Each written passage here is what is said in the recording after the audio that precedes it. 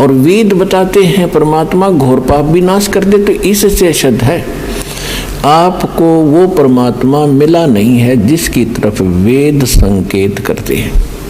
इति सिद्ध। वो परमात्मा कौन है? यजुर्वेद अध्याय नंबर 5 के और श्लोक नंबर 32 में कहा है, उसी कसी माने वो पूर्ण शांतिदायक है। गीता अध्याय नंबर 18 के श्लोक नंबर 62 में गीता ज्ञानदाता कहता है कि अर्जुन तू सर्वभाव से उस परमेश्वर की शरण में जा, उसकी कृपा से तू परम शांति को और सनातन परम धाम को यानी शाश्वत स्थान को, अविनाशी स्थान को, सत्यलोक को प्राप्त होगा, परम शांति को प्राप्त होगा। अब वेद क्या बताते हैं? यजुर्वेद अध्याय नंबर 5 श्लोक नंबर 32 में कहा है, उसी कसी यानी जो पूर्ण शांतिदायक है।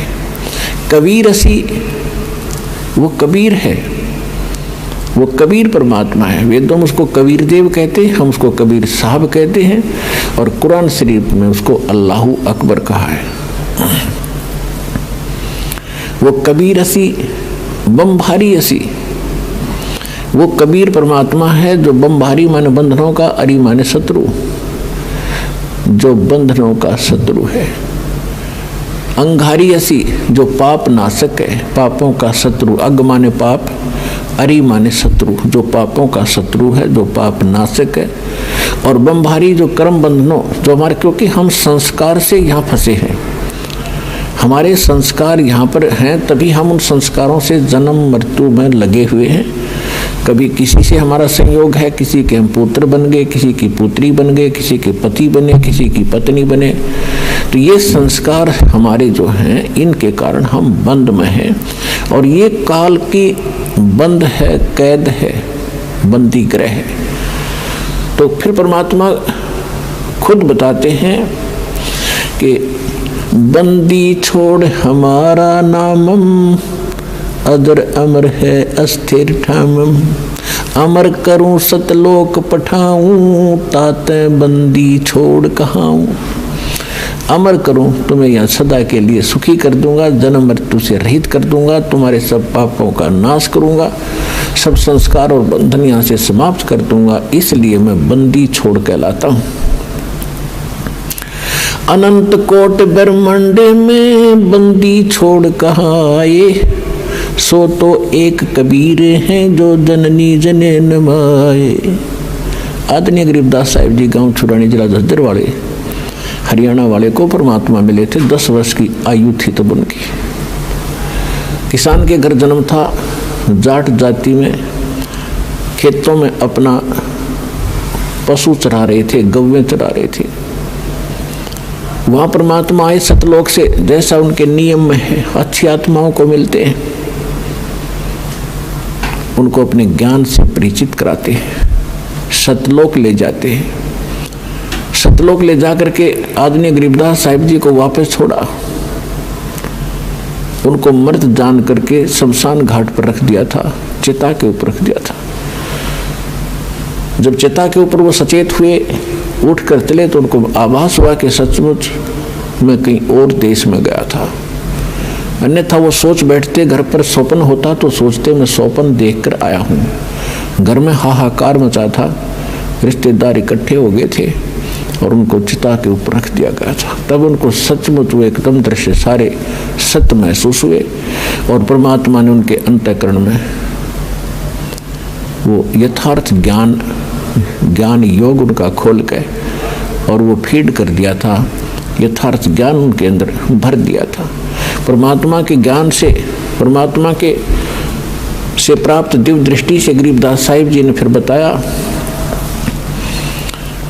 अनंत कोटि ब्रह्मांड का एक रति नहीं भारे, सतगुरु पुरुष कबीर हैं ये कुल के सिरजनहार।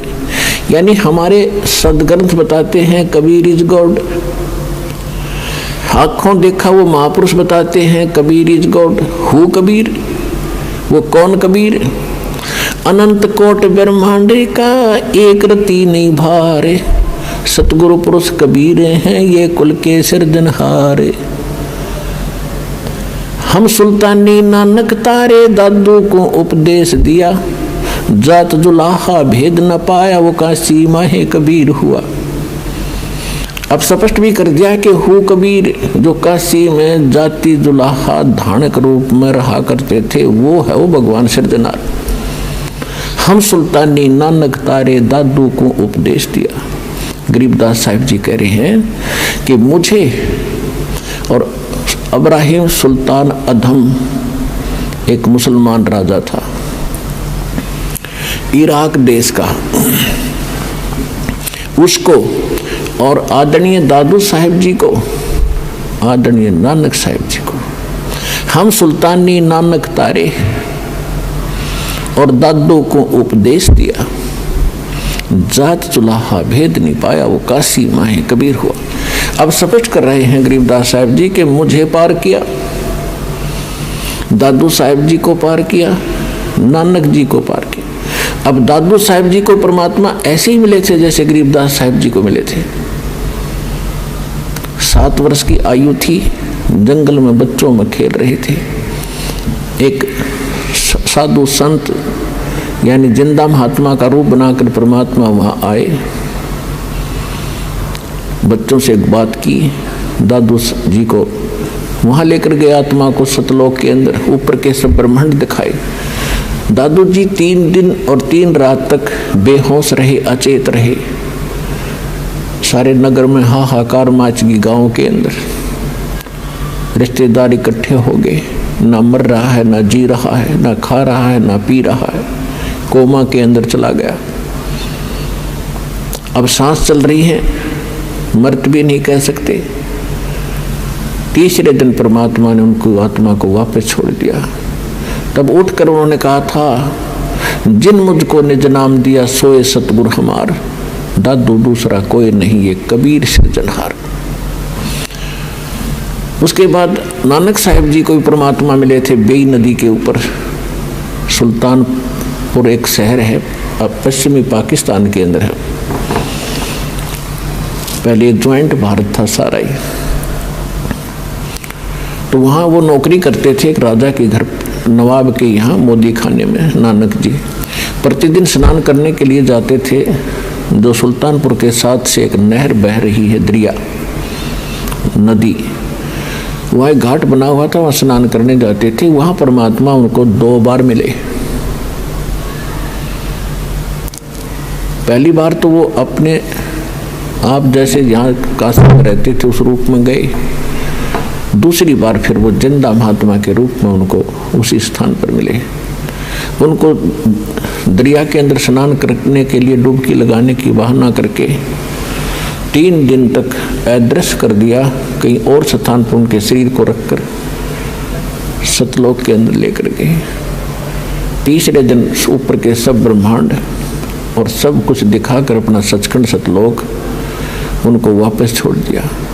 तीसरे दिन जब नानक साहिब जी वापस आए और फिर उनको बताया गया था नानक साहिब जी को सतलोक के अंदर कि मैं काशी में जुल्हा रूप में रहता हूँ, कबीर मेरा नाम है और रामानंद जी मेरे गुरु हैं वहाँ पर। अब आदरणीय नानक साहिब जी की यह बात समझ में कम आई कि परमात्मा और धानक रूप में कहे वहाँ मैं जुल्हे रूप में रहता हूँ, और उधर से कहते हैं रामानंद जी मेरा गुरु है, तो भगवान का गुरु की क्या आवश्यकता है। तो ये असमंजस के कारण जब वो वापस आए तो उन्होंने पहली उदासी यानी पहली यात्रा, उदासी मीन संसार से उदास होकर के, ये संसार उनको फिर नकली दिखाई दिया, ये अस्थायी स्थान दिखाई दिया, हमारा वास्तविक स्थान नहीं है। जिस कारण से जगत से उदास होकर नौकरी त्याग कर नानक साहिब जी ने पहली यात्रा, पहली उदासी काशी की। अब वो उन्होंने जो ज्ञान प्राप्त हुआ था उसके आधार से अन्य भी किसी ब्राह्मण से, किसी मुल्ला और काजी से प्रश्न करते थे कि परमात्मा कौन है, कैसा है। जैसे हमारे हिंदू धर्म के धर्म गुरु बताते थे राम और कृष्ण ये परमात्मा है। नानक साहब जी को आंखों देख चुके थे भगवान को, सतलोक कैसा है, ब्रह्मा विष्णु महेश जी की स्थिति कैसी है, वो कौन कितनी पावर रखते हैं। तो ये सब डिस्कशन करते करते पहुंच गए बनारस में। रामानंद जी के बारे में जानकारी प्राप्त की, तुरंत पता लग गया क्योंकि वो वेल नोन थे।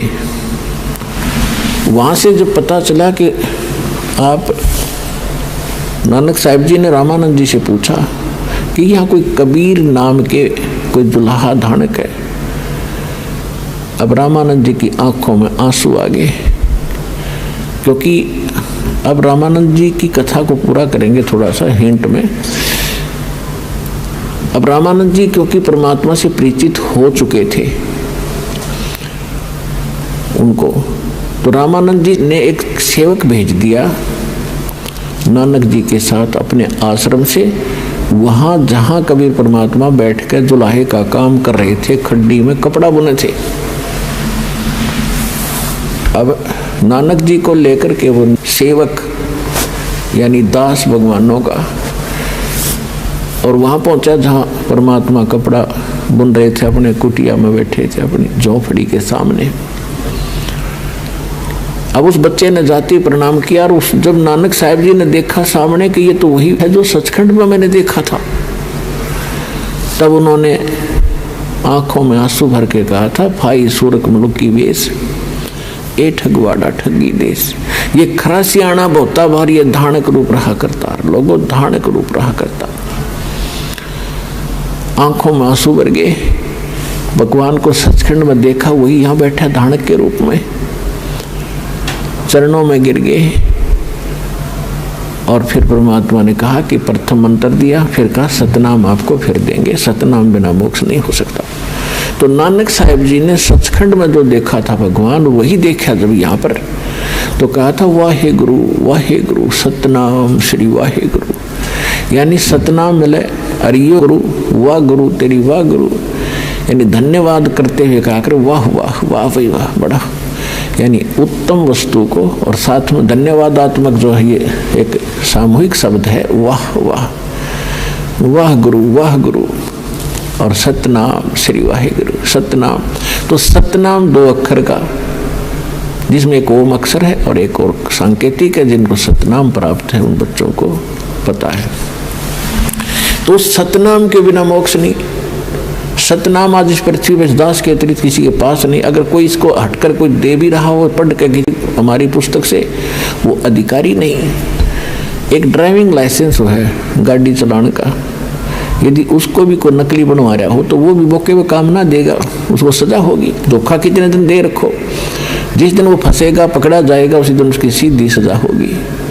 इसी प्रकार ये दो नकली संत हैं और नकली नाम दे रहे हैं और नकली गुरु बनकर शिष्य बना रहे हैं, ये डुप्लीकेट लाइसेंस बना रहे हैं, ये भी दोषी हैं और इनके चेले भी हानि उठाएंगे, इनको भी बहुत नुकसान होगा।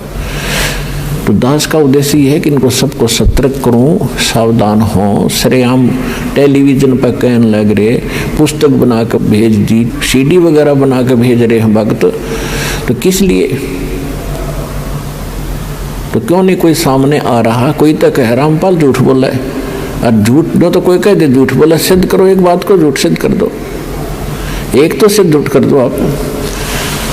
तो पुण्यात्मा तुम्हारा सौभाग्य है कि आपको सहज में भगवान मिल गया, चाहे कोई दुखमय आया है, चाहे कोई जिज्ञासु बनकर आया है, ये सब परमात्मा की रजा है।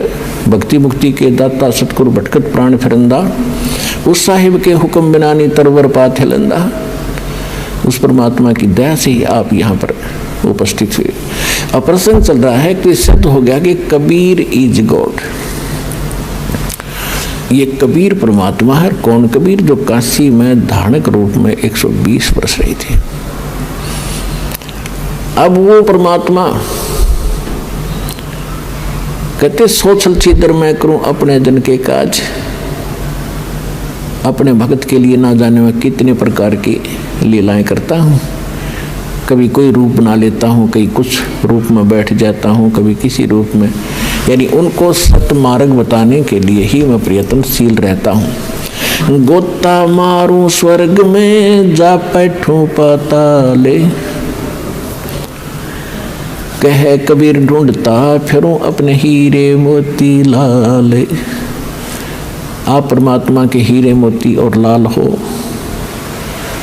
जिनके लिए परमात्मा भटक रहे हैं वो कहते हैं कि गोता मारो स्वर्ग में। स्वर्ग में गए, वहां ब्रह्मा विष्णु महेश से मिले, ये भी उसी की आत्मा है। हम बैरागी ब्रह्म पद सन्यासी महादेव, सो हम मंत्र दिया शिव जी को, वो करे हमारी सेवे। अब कबीर साहब कह रहे हैं कि मैं भगवान शंकर के पास गया था, तुम्हारे भगवान शंकर के पास, उनको यो ज्ञान बताया था, सृष्टि रचना की जानकारी दी थी, वो प्रभावित हुए थे, उन्हें मुझे गुरु बनाया था, उनको मैंने सोहम नाम दिया था। पुण्यात्माओं, सोहम मंत्र न किसी वेद में, न किसी पुराण में और न किसी गीता में, ये परमात्मा ही अपने, क्योंकि परमात्मा का जो ज्ञान है वो कंप्लीट ज्ञान है और वो सर्वशक्तिमान है। तो परमात्मा कहते हैं सोहम शब्द हम जग में लाए, ये सोम शब्द हमने आकर प्रकट किया है और सार शब्द हमने गुप्त छुपाए।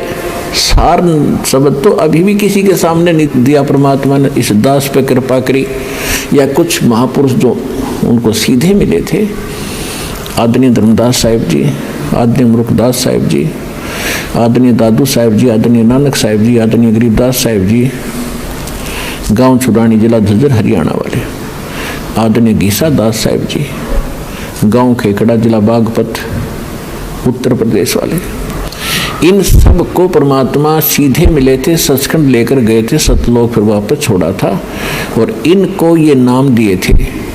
लेकिन इनको प्रतिज्ञा दिला दी थी कि ये सतनाम भी किसी को नहीं बताना। धर्मदास मेरी लाख दुहाई, और ये सार नाम कहीं बाहर न जाए, मूल ज्ञान भी बाहर न जाए। एक स्थान पर कहा कि मूल ज्ञान बाहर ना जाए, फिर कहा कि सतनाम और सार नाम भी कहीं बाहर नहीं जाना चाहिए। देखो, स्पेयर पार्ट की एक दुकान होती है जिसमें सारे कल पुर्जे रखे होते हैं। अब उसमें रखे तो हैं पुर्जे, लेकिन वो पुर्जों को तो जानने वाला, उन पार्ट्स को जानने वाला इंजीनियर ही गाड़ी बना सकता है, या उसमें कोई डिफेक्ट गाड़ी में हो पुर्जा बदल सकता है जिसको जानकारी है। तो परमात्मा ने आके ये मंत्र सोहम बता दिया था, लेकिन इसको नाम देने का अधिकार या तो परमात्मा को था, उसके बाद सभी संतों को बना कर दिया था कि सतनाम नहीं देना। इसका प्रत्यक्ष प्रमाण है कि पूरा सिख समाज इस सत्य नाम से अपरिचित है, जो 2 अक्षर का है। तो इससे भी सिद्ध है कि नानक साहिब जी को भी सख्त मना किया गया था कि सतनाम भी नहीं देना किसी को। अब इस दास पर रजा करी है परमात्मा ने कि पूरे विश्व को सतनाम दिया जाएगा, जो शरण में आएगा, मर्यादा में रहेगा। सकल सृष्टि प्रवानिक हुई, परमात्मा ने कहा कि पूरा विश्व नाम लेगा और सतनाम का घर घर उच्चारण होगा, जाप किया करेंगे। ये इसलिए छुपा के रखा था, परमात्मा ने कहा था अपनी प्यारी आत्माओं को, सभी को समझा दिया था कि यदि आप इसको डिस्क्लोज कर दोगे सतनाम को, 2 अक्षर के को, तो आने वाले समय में ये काल अपने दूत भेजेगा। ये जितने राधा स्वामी, धन सतगुरु, सच्चा सौदा, सरसार, जगमाल वाली, सरसा वाले, ये जितने सुधांशु जी हैं, गासाराम, ये जितने बड़े, अब ये सारे काल प्रेरित हैं। इनको ज्ञान नहीं किसी वस्तु का, ना इनको भगवान का पता, ना उनके विधि विधान का पता।